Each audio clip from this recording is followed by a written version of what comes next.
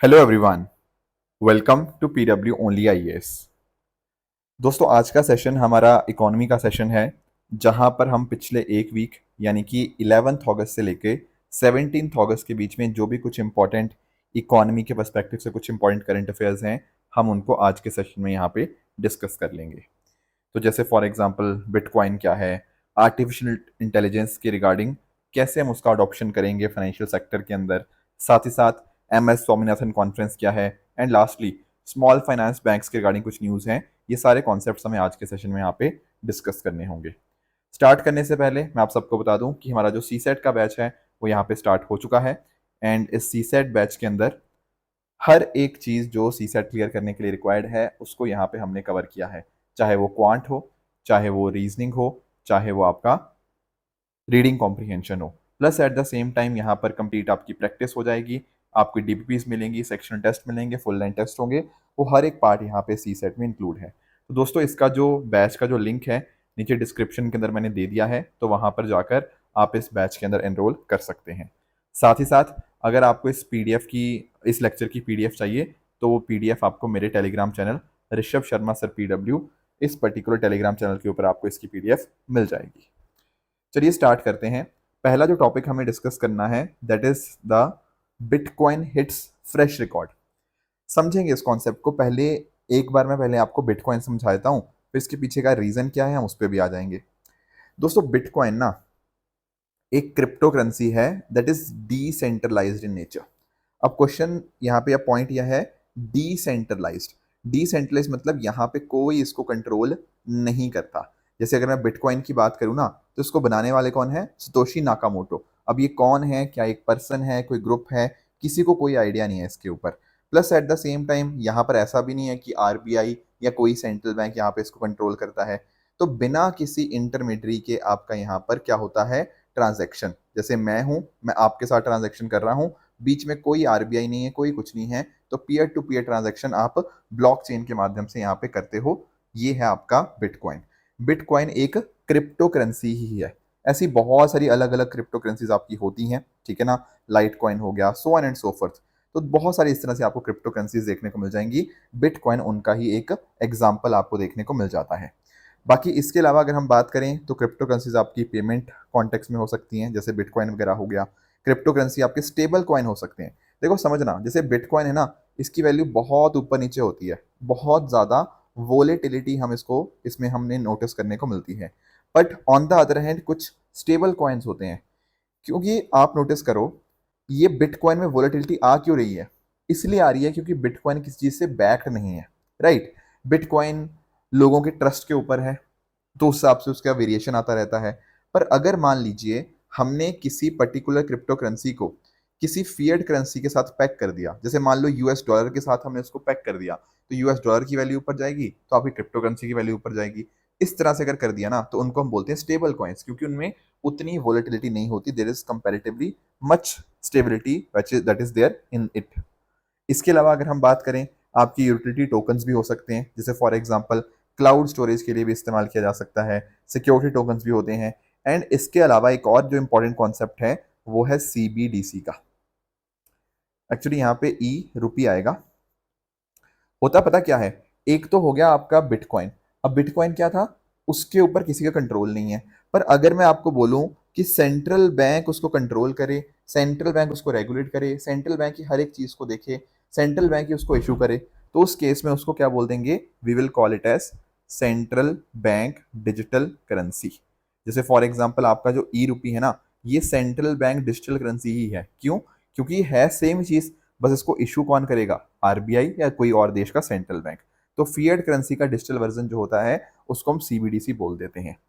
अब क्वेश्चन क्या है? क्वेश्चन ये है कि बिटकॉइन ने एक नया रिकॉर्ड यहाँ पे हिट किया है।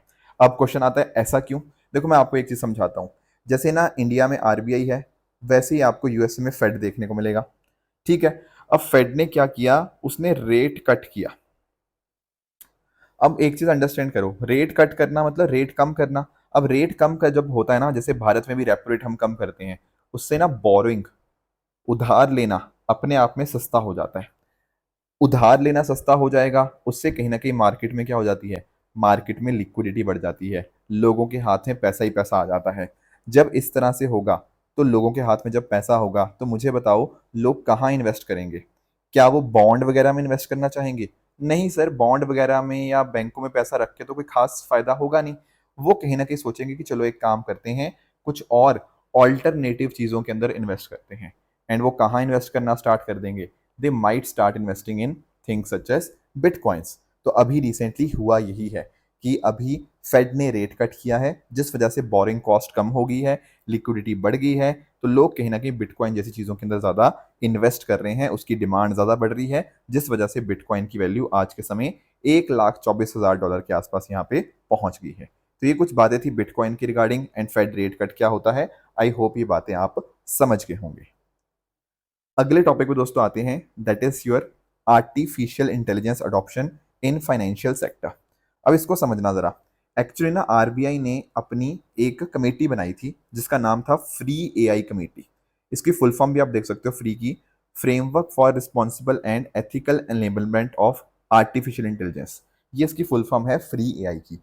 ये दिसंबर 2024 के अंदर बनी थी एंड अब हमारे सामने इसकी रिकमेंडेशन आ चुकी हैं।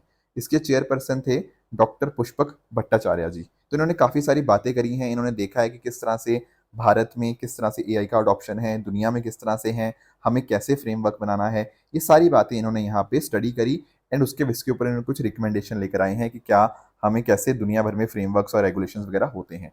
तो इनके ना जो आप नोटिस करो कि इस कमेटी ने अभी क्या बोला। इस कमेटी ने यहाँ पे ये बोला कि एआई का इस्तेमाल करने से बहुत सारे बेनिफिट्स एंड अपॉर्चुनिटीज आ सकती हैं। जैसे फॉर एग्जांपल, अगर मान लो किसी कस्टमर बिहेवियर को समझना हो, रिस्क मैनेजमेंट देखना हो कि इस बंदे को लोन देना सही रहेगा नहीं रहेगा। अभी काफ़ी सारी चीज़ें यहाँ पर हम मैन्युअली करते हैं, हर एक बंदे की उसकी हिस्ट्री को स्टडी किया जाता है। पर अगर यही काम कहीं ना कहीं एआई करने लग जाए, तो उससे एडवांटेजेस होंगे, ऑपरेशनल और बिजनेस एडवांटेज। इसके अलावा आपके ना नॉन ट्रेडिशनल डेटा को भी आपका एआई इस्तेमाल कर पाएगा क्रेडिट वर्दिनेस देखने के लिए। मैं आपको एग्जांपल देता हूँ। जैसे कई बार पता क्या होता है, आप अपने घर में बिजली का बिल पे करते हो, पानी का बिल पे करते हो, तो ये सब डेटा भी एआई अपने पास लेके उसको स्टडी कर लेगा। उससे पता लग जाएगा यार ये बंदा बिजली का बिल समय पे देता है, ये पानी का बिल समय पे देता है, या अपने इंटरनेट का रिचार्ज समय पे कर लेता है, so on and so fourth. तो कहीं ना कहीं ये लोन देने वाला भी सिस्टम में ज्यादा ज्यादा चांसेस है कि ये लोन भी वापस करेगा या उसकी ईएमआई वगैरह भी रीपे करता रहेगा। जीएसटी फाइलिंग समय पे करता है या नहीं करता, मोबाइल यूजेज कितना है, ठीक है ना, किस तरह से है, तो सारा उससे आइडिया लग जाएगा। बाकी इसके अलावा अगर मान लीजिए कुछ ऐसे लोग भी होंगे जो पूरी तरह से इंग्लिश या हिंदी नहीं जानते, तो उस केस में उनको अपनी लैंग्वेज आ सकती है। तो उस केस में वॉइस एनेबल्ड बैंकिंग एआई के माध्यम से करी जा सकती है। हमारे पास चैट बॉट्स आ जाते हैं एआई की रिगार्डिंग, ठीक है ना। किसी को भी यहाँ पे कुछ शिकायत हो, कुछ निपटारा करना हो, कुछ बातचीत हो, तो उनकी लैंग्वेज के अंदर ही उनसे बातचीत करी जा सकती है। तो एआई यहाँ पर भी बहुत सारे फायदे हमें दे सकता है फाइनेंशियल सेक्टर के अंदर। एंड यहाँ पर ना इस कमेटी ने 7 सूत्र यहाँ पे बनाए हैं। आप इनको पढ़ना, बड़े इंटरेस्टिंग है। पहला इन्होंने सूत्र की बात करी है, ट्रस्ट इज द फाउंडेशन। कि भाई आपके फाइनेंशियल सेक्टर के अंदर ट्रस्ट सबसे ज्यादा इंपॉर्टेंट है। कुछ भी करो, एआई से इस्तेमाल करो, पर लोगों का भरोसा नहीं टूटना चाहिए फाइनेंशियल सेक्टर के अंदर। सेकेंडली, सेकेंड सूत्र है यहाँ पे पीपल फर्स्ट। एआई को ना हेल्प होनी चाहिए डिसीजन मेकिंग के अंदर, पर ऐसा नहीं है कि एआई रिप्लेस कर देगा ह्यूमंस को। तीसरी बात, हमारा फोकस इनोवेशन के ऊपर होगा। हम चाहेंगे कि एआई के माध्यम से कुछ नई नई इनोवेटिव चीजें आए, रेदर देन हम बहुत ज्यादा रिस्ट्रिक्शन लगा दें एआई के ऊपर। इसके अलावा एआई के जो आउटकम्स होंगे वो फेयर होंगे, वो नॉन डिस्क्रिमिनेटरी होंगे, मतलब सबको बराबर का उसका फायदा होना चाहिए। उसके अलावा अगर मान लो एआई को इस्तेमाल करने से कुछ नुकसान होता है, तो उसकी जिम्मेदारी या जो अकाउंटेबिलिटी होगी वो उस एंटिटी की होगी जिसने एआई का इस्तेमाल किया है। Plus at the same time understandable by design, ठीक है ना। आप एक्सप्लेन करो अपने अपने मॉडल्स को। एंड उसके अलावा अगर हम बात करें, एआई के जो सिस्टम होने चाहिए secure, resilient and energy efficient होने चाहिए। ये 7 सूत्र यहाँ पे इस कमेटी ने यहाँ पे बनाए हैं। एंड उसके बेसिस के ऊपर इन्होंने कुछ अपने फ्रेमवर्क्स, कुछ पिलर्स बनाए हैं। जैसे फॉर एग्जांपल एक इनोवेशन एनेबलमेंट फ्रेमवर्क है, जहाँ पर हम एआई का इस्तेमाल करेंगे एंड इंफ्रास्ट्रक्चर उस हिसाब से बनेगा, अच्छी अच्छी हमारी पॉलिसीज बनेगी, रेगुलेटरी फ्रेमवर्क बनेगा, ह्यूमन स्किल्स और इंस्टीट्यूशनलिटी को हम यहाँ पे स्ट्रेंथन करेंगे। दूसरा यहाँ पे जो फ्रेमवर्क है वो रिस्क मिटिगेशन का है। हम एआई का इंटीग्रेशन से जो रिस्क आएंगे, उनको रिस्क को यहाँ पे देखना होगा कि एआई का इस्तेमाल करेंगे फाइनेंस के अंदर, कहीं ना कहीं ऐसा ना हो कंज्यूमर्स को कोई दिक्कत आए, कोई सिस्टम को दिक्कत आए। तो वो सब चीज़ों को भी हमें यहाँ पे ध्यान में रखना होगा। ये सारी बातें आपकी जो फ्री एआई कमेटी है, जिसको कि आपके डॉक्टर पुष्पक भट्टाचार्य जी उसको चेयर कर रहे थे, जो आरबीआई ने कॉन्स्टिट्यूट करी थी, उसकी ये रिकमेंडेशन अभी हमारे सामने आ चुकी है। अगले टॉपिक पे दोस्तों आते हैं, that is your AU small finance bank secures first universal bank licence. मैं आपको समझाता हूँ। देखो, आप लोगों ने ना, आपने नाम सुने होंगे जैसे एचडीएफसी हो गया, एसबीआई हो गया, पंजाब नेशनल बैंक हो गया। ये ना, इनके पास पता क्या है, ये यूनिवर्सल बैंक लाइसेंस है। ठीक है ना, इनके पास पूरी तरह से कमर्शियल बैंक के तौर के ऊपर काम करने का इनके पास लाइसेंस है। ठीक है, ये हर एक तरह की सर्विस यहाँ पे ऑफर कर सकते हैं जो हमारे कस्टमर्स को चाहिए होती हैं। ठीक है, पर इनके भी कुछ कंडीशंस होती हैं, जैसे फॉर एग्जांपल, मतलब इनके पास कुछ पावर्स हैं, जैसे कोई भी डिपॉजिट हो गया, चाहे वो सेविंग अकाउंट है, करंट अकाउंट है, एफडी, आरडी, वो सब चीजें आप करवा सकते हो।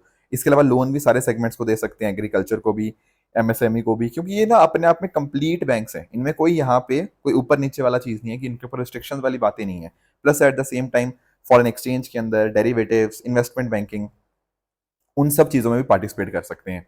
तो ये तो यूनिवर्सल बैंक हो गए जो हमें पता है। पर इसके अलावा एक होते हैं आपके एसएफबीस, स्मॉल फाइनेंस बैंक्स। आप लोगों ने कई बार नाम सुने होंगे, जैसे Utkarsh small finance bank, Ujjivan small finance bank. उसी तरह से आपका एक एयू स्मॉल फाइनेंस बैंक भी हुआ करता था। अब ये एयू स्मॉल फाइनेंस बैंक एक कंप्लीट यूनिवर्सल बैंक बन जाएगा। अब समझते हैं इस बात को कि स्मॉल फाइनेंस बैंक आखिर होते क्या हैं। जब हम बात करते हैं ना स्मॉल फाइनेंस बैंक की, तो आप ध्यान में रखेंगे कि यहाँ पर ये रजिस्टर्ड होते हैं as a public limited company under the companies act. 2014-15 में यहाँ पे हमने इनको बनाया था।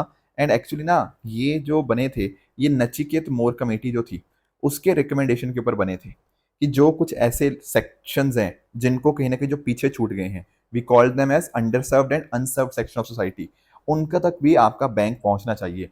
उनके ऊपर खास ध्यान रखने के लिए स्मॉल फाइनेंस बैंक्स को यहाँ पे बनाया गया था। इनका जो लाइसेंस और रेगुलेशन है वो अंडर बैंकिंग रेगुलेशन एक्ट आपको देखने को मिल जाएगा। And minimum capital requirement 200 crore आपको देखने को मिल जाती है। कोई भी ऐसा इंडिविजुअल जिसका 10 साल का एक्सपीरियंस हो बैंकिंग और फाइनेंस सेक्टर के अंदर, वो यहाँ पे एसएफबी खोल सकता है। तो आपको ध्यान पता क्या रखना है कि एसएफबी और यूनिवर्सल बैंक में थोड़ा सा अंतर होता है। जैसे फॉर एग्जाम्पल, एसएफबी का मेजर काम है अंडर सर्व्ड और अनसर्व्ड सेक्शन ऑफ सोसाइटी को केटर करना। यूनिवर्सल बैंक के पास मतलब it offers wide range of services. ठीक है ना, इसको बनाया ही स्मॉल फाइनेंस बैंक को अनबैंक्ड और अंडर बैंक के लिए था। इसके अलावा थोड़े बहुत और फर्क होते हैं, जैसे for example small finance bank के लिए minimum paid up capital 200 crore होनी चाहिए, आपके यूनिवर्सल बैंक के लिए 500 करोड़।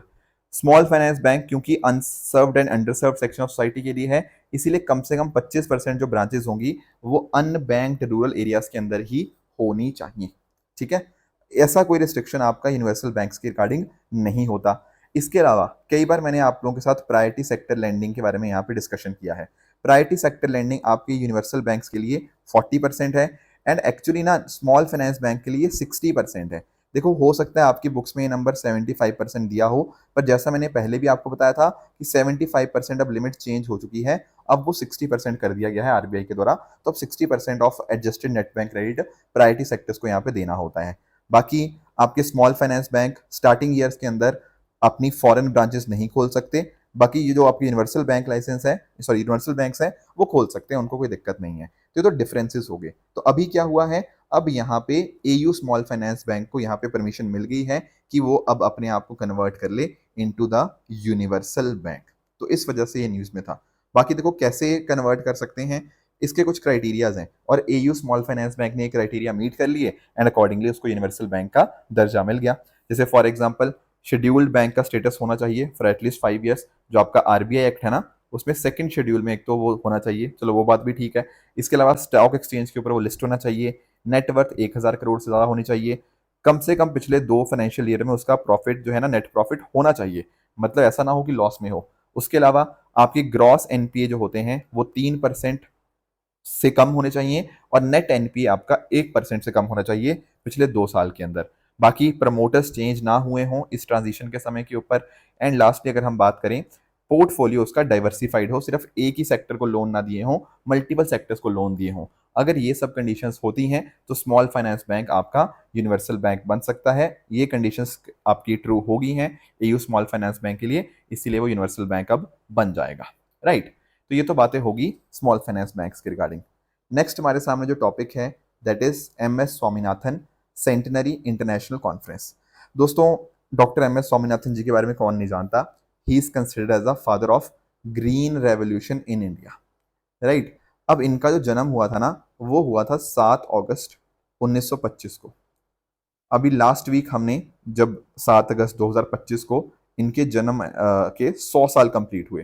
दोस्तों पिछले साल के अंदर इनकी डेथ हुई थी, है ना? तो एक भारत ने एक बहुत ही इंपॉर्टेंट पर्सनैलिटी को लूज किया उस टाइम के ऊपर, एंड इनकी डेथ के बाद इनको भारत रत्न से भी यहाँ पे नवाजा गया, राइट? अब इनके कंट्रीब्यूशन की बात करें तो डेफिनेटली बहुत बहुत इंपॉर्टेंट है, एंड आप नोटिस कर पाओगे कि प्रधानमंत्री जी ने इस बार इनकी जो MS Swaminathan centenary international conference थी न्यू दिल्ली के अंदर, उसको इनॉग्रेट किया, राइट? तो 7 अगस्त के दिन ये हुआ। तो इस कॉन्फ्रेंस की थीम क्या थी? Evergreen revolution, the pathway to bio happiness. तो जो आइडियाज थे डॉक्टर MS स्वामीनाथन जी के, उसी कॉन्टेक्स्ट में कॉन्फ्रेंस की थीम को यहाँ पे रखा गया। थोड़ा सा मैं इनके बारे में आपको बता देता हूँ। इनका जन्म तमिलनाडु के अंदर हुआ था 7 अगस्त 1925 को। 1960s के अंदर इन्होंने बहुत इंपॉर्टेंट काम किए, जैसे for example high yielding variety seeds, modern irrigation techniques, fertiliser का सही ढंग से इस्तेमाल, ये सारी चीजें इन्होंने यहाँ पे करी। एंड इनफैक्ट जो फादर ऑफ ग्रीन रेवोल्यूशन पूरे दुनिया में देखने को मिलते हैं, डॉक्टर नॉर्मन बोरलॉग जी, इन्होंने इन्वाइट भी किया उनको कि वो भारत में आए, राइट? एंड इसके अलावा किसानों के वेलफेयर के लिए बहुत ज़्यादा काम किया। आप लोग सुनते हो ना कि MSP कितना होना चाहिए, 50% कम से कम ज़्यादा as compare to their produce, है ना? तो वो जो रिकमेंडेशन थी वो दरअसल में डॉक्टर MS स्वामीनाथन कमीशन के द्वारा ही यहाँ पे दी गई थी। इसके अलावा भारत के अंदर जो protection of plant variety and farmer right act 2001 आया, उसको भी यहाँ पे बनाने के अंदर इनका ही बहुत इंपॉर्टेंट रोल रहा। Plus at the same time इन्होंने आइडिया दिया एवर ग्रीन रेवोल्यूशन का। दोस्तों ग्रीन रेवोल्यूशन तो लेकर आए ही आए, नो डाउट अबाउट इट, पर ग्रीन रेवोल्यूशन के साथ थोड़े कुछ नुकसान भी हमें देखने को मिले। हमने पानी का बहुत ज़्यादा मिसयूज़ किया उसके अंदर, राइट? आपकी मिट्टी को बहुत ज़्यादा इम्पैक्ट आया because of excessive use of fertilisers. तो इन्होंने लेटर पार्ट के अंदर बात करी अपनी लाइफ के एवर ग्रीन रेवोल्यूशन की, कि भाई हमें एग्रीकल्चर प्रोडक्टिविटी तो बढ़ानी ही है, पर इन्वायरमेंट को नुकसान नहीं करना, ये इनका आइडिया था। एंड इनफैक्ट इन्होंने इसी वजह से 1988 के अंदर MS स्वामीनाथन रिसर्च फाउंडेशन भी यहाँ पे क्रिएट करी, एंड खासकर फोकस रखा गया ट्राइबल एंड रूरल कम्युनिटीज़ के ऊपर, जहाँ पर पुअर, महिला और नेचर के कॉन्टेक्स्ट में इन्होंने बहुत सारी बातें यहाँ पे करी हैं। एंड साथ साथ इनको 2007 से लेकर 2013 के बीच में ये राज्यसभा के मेंबर ऑफ पार्लियामेंट भी रहे, है ना? एंड इनको बहुत सारे अवार्ड मिले, जैसे रमन मगसेसे अवार्ड मिला, Albert Einstein world science award, world food prize हो गया, राइट? एंड इसके अलावा भी इनफैक्ट ना SS भटनागर अवार्ड, पद्म श्री, पद्म भूषण, पद्म विभूषण, है ना? बहुत सारे अवार्ड मिले, एंड लास्ट में इनको भारत रत्न से भी यहाँ पे नवाजा गया। तो ये कुछ बातें थी जो आपको पता होनी चाहिए डॉक्टर MS स्वामीनाथन जी के रिगार्डिंग। अब दोस्तों बात करें अगर हम अपने कुछ क्वेश्चंस की, तो यहाँ पर लास्ट वीक मैंने आपको कुछ होमवर्क दिया था। क्वेश्चन यहाँ पे ये था कि फिस्कल डेफिसिट को कंट्रोल करने के लिए कौन से मेजर्स यहाँ पे अडॉप्ट करने चाहिए। देखो फिस्कल डेफिसिट को कम कैसे करोगे? डेफिसिट मतलब घाटा, घाटा कम करने का तरीका यही है कि आप अपना खर्चा जो है वो खर्चा आप अपना कम कर दो, एंड आप जहाँ से आपकी इनकम आती है आप उस इनकम को बढ़ाओ, राइट? जैसे फॉर एग्जाम्पल अगर आप यहाँ पे नोटिस करना, यहाँ पर ना थोड़ा सा आपको यहाँ पे अच्छे से यहाँ पे ऑप्शंस को अंडरस्टैंड करना होगा। जैसे फॉर एग्जांपल अगर हम बात करें ऑप्शन डी की, सेलिंग और offloading the share of PSUs, दरअसल में इसको हम और कुछ नहीं, हम इसको डिसइन्वेस्टमेंट के नाम से ही जानते हैं। तो दोस्तों डिसइन्वेस्टमेंट होगा तो सरकार को कहीं ना कहीं पैसा मिलेगा जब अपनी कंपनीज को बेचेगी। तो फोर्थ स्टेटमेंट तो बिल्कुल ठीक है, आप एलिमिनेट करना भी स्टार्ट कर सकते हो यहाँ से, फोर्थ तो बिल्कुल ठीक है। तीसरा कह रहा है downsizing of bureaucracy, bureaucracy कम होगी, उसका साइज कम होगा, कहीं ना कहीं जो सैलरीज, जो पेंशन, जो एडमिनिस्ट्रेटिव खर्चे होंगे वो कहीं ना कहीं कम हो जाएंगे। तो भाई बिल्कुल खर्चा कम हो जाएगा, तो थर्ड भी यहाँ पर बिल्कुल ठीक है। तो यहाँ पर ये बात भी आपकी थर्ड करेक्ट मिल जाएगा। इसके अलावा देखो privatisation of higher education institutions, देखो ये ना एक्चुअली ये डायरेक्टली हम फिजिकल डेफिसिट के साथ इसको लिंक नहीं कर सकते। आपका ये जरूर आ सकता है कि सरकारी स्कूल वगैरह होंगे उससे सरकार का खर्चा कम हो जाएगा एजुकेशन के ऊपर, पर इसको हम नॉर्मली फिजिकल डेफिसिट के साथ इसको यहाँ पे एसोसिएट नहीं करते। तो ये बात भी आपकी इनकरेक्ट ही रहेगी। तो यहाँ पे जो आंसर सही होगा ना वो आपका ऑप्शन डी, यहाँ पे ऑप्शन 3 एंड 4 होगा। आई कैन अंडरस्टैंड सेकंड में थोड़ा डाउट आ सकता है, पर मैं वही बता रहा हूँ कि प्राइवेटाइजेशन कर देने से सिर्फ एजुकेशन इंस्टीट्यूशन से आपका एक सेक्टर के ऊपर आप जरूर कह सकते हो, पर उससे और वाइडली कॉन्सिक्वेंसेज हैं। तो उसको हम फिजिकल डेफिसिट कंट्रोल करने का तरीका सही नहीं मानते हैं कि अच्छा इससे हो जाएगा। तो ऑप्शन डी इसका करेक्ट आंसर यहाँ पे रहेगा। इसके अलावा मैंने आपको एक और होमवर्क दिया था फिजिकल अलग अलग तरह के डेफिसिट की, तो बहुत आसान है, देखो इसमें तो मुश्किल आई नहीं होगी मुझे लगता है। एक्चुअली पता क्या होता है, जब हम बात करते हैं ना रेवेन्यू डेफिसिट की, इसका फॉर्मूला और कुछ नहीं होता, it is nothing but the revenue expenditure minus revenue seat. तो भाई सी के सामने तो बिल्कुल आपका 2 आ जाएगा, that is very I think, है ना? हाँ, तो सी के सामने आपका 2 आ जाएगा। That is clear. इसके अलावा अगर हम बात करें, आप यहाँ पे नोटिस कर पाओगे, इसके अलावा आप बात कर सकते हो यहाँ पे फिस्कल डेफिसिट की। फिस्कल डेफिसिट तो क्या होता है? It is nothing but your total expenditure minus total income. ये टोटल रिसीट नहीं होता, टोटल इनकम होता है। टोटल एक्सपेंडिचर के अंदर आपका आ जाता है कैपिटल एक्सपेंडिचर और रेवेन्यू एक्सपेंडिचर। पर जब हम बात करते हैं टोटल इनकम की, तो इसमें आपका कैपिटल रिसीट पूरा नहीं आता, वो आता है non debt creating capital receipt plus आपका रेवेन्यू रिसीट। ये ना actually debt creating capital receipt हम इसलिए नहीं लेते क्योंकि वो कहीं ना कहीं आपका उधार ही हो जाता है। तो एक्चुअली रिसीट्स के अंदर जब हम बोरिंग नहीं लेते ना, उसको हम यहाँ पे देखते हैं। तो आप यहाँ पे नोटिस कर पाओगे कि फिस्कल डेफिसिट के सामने ये थर्ड वाला आपको देखने को मिल जाएगा। बाकी इसके अलावा अगर हम बात करें तो और आप नोटिस कर पाओगे, जब प्राइमरी डेफिसिट की बात होती है उस केस में पता क्या होता है? फिस्कल डेफिसिट में से हम इंटरेस्ट पेमेंट जो होता है हम उसको माइनस कर देते हैं।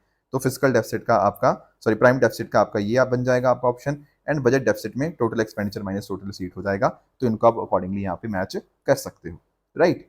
तो ये होगी हमारी आज की डिस्कशन। बाकी आज के अगर होमवर्क की बात करें तो ये कुछ आपके सामने कुछ स्टेटमेंट क्वेश्चंस हैं, इनको आप पढ़िएगा। 2022 में क्वेश्चन आया था, इसको ट्राई करना एंड बताना कमेंट्स के अंदर इसका आपके हिसाब से क्या आंसर होना चाहिए। एंड दूसरा आपके सामने जो क्वेश्चन है वो नीड रीड के रिगार्डिंग है, इसको भी आप पढ़िएगा एंड बताइएगा इसका जवाब क्या होना चाहिए। बाकी दोस्तों जो पीडीएफ है मैंने आपको बता ही दिया, आपको मेरे टेलीग्राम चैनल पे मिल जाएगी, वहां पर जाके आप इसको डाउनलोड कर सकते हो। तो thank you so much for joining, all the very best, keep working hard, thank you so much.